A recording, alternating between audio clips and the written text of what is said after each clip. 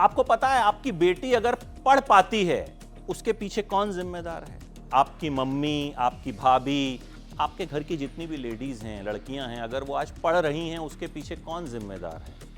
जो लोग इसके पीछे जिम्मेदार हैं उन पर एक फिल्म बनी है फूले, खुद पर एक एहसान कीजिए, इस फिल्म को देख डालिए। हमारे देश के हीरो महात्मा ज्योतिबा फूले और उनकी पत्नी सावित्रीबाई फूले की कहानी। ज्योतिबा फूले ने पहले अपनी पत्नी सावित्रीबाई को घर पर ही पढ़ाया, उस दौर में जब लड़कियों को पढ़ाना पाप माना जाता था। फिर उन्होंने अपनी पत्नी को टीचर बनने की ट्रेनिंग दिलवाई और फिर स्कूल खुलवाए, लड़कियों को पढ़ाया।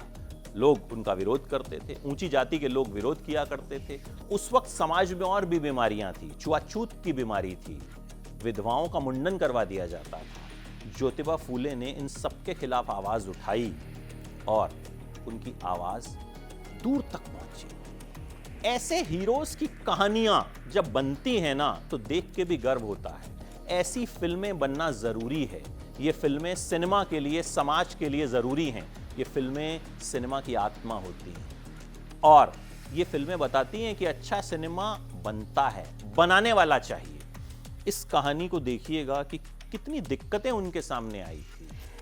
एक सीन आता है जब ज्योतिबा फूले खड़े होते हैं और कुछ ऊंची जाति के लोग उनकी परछाई से भी दूर खड़े होते हैं, क्योंकि उस वक्त कहा जाता था कि नीची जाति के लोगों की परछाई भी हम पर नहीं पड़नी चाहिए। ज्योतिबा फूले ने ही सबसे पहले दलित शब्द का इस्तेमाल किया था। इस फिल्म के एक्टर्स की बात करूं तो दोनों एक्टर्स प्रतीक गांधी और पत्रलेखा नेशनल अवार्ड के हकदार हैं। क्या कमाल का काम किया। प्रतीक गांधी हर एक फ्रेम में लाजवाब है, चाहे ज्योतिबा फूले का बचपन हो, जवानी हो या फिर बुढ़ापा हो। बचपन तो हालांकि एक और एक्टर ने निभाया है, लेकिन जवानी से लेके बुढ़ापे तक का जो किरदार है प्रतीक शिद्दत से निभाते हैं। बॉडी लैंग्वेज से लेके डायलॉग डिलीवरी, आप फोटो देखेंगे ज्योतिबा फूले की और प्रतीक गांधी को देखेंगे, लगेगा दोनों सेम टू सेम। जिया है प्रतीक ने इस किरदार को और प्रतीक वर्सेटाइल एक्टर हैं, ये बात को बार बार साबित करते हैं। पत्रलेखा ने मुझे सबसे ज्यादा चौंकाया। मेरा मानना है कि पत्रलेखा में बहुत टैलेंट है और बॉलीवुड उसे यूज नहीं करता। पत्रलेखा आपको सावित्रीबाई ही लगती हैं। बुढ़ापे का जो शेड है वो तो पत्रलेखा ने इस कमाल तरीके से निभाया है कि आप बस देखते रह जाते हैं।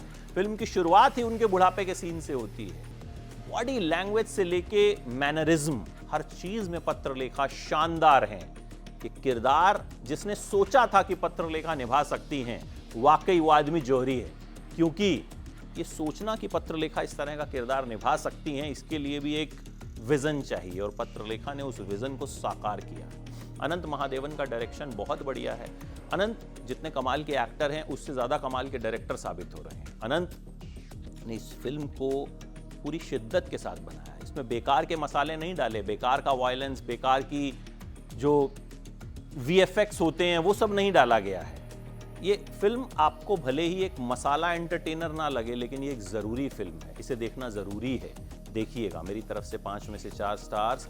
बताइएगा कैसी लगी, क्योंकि ये फिल्म बराबरी की बात करती है और ये बात होना जरूरी है, और ये बात हो इसके लिए इस तरह की फिल्में चलना जरूरी है।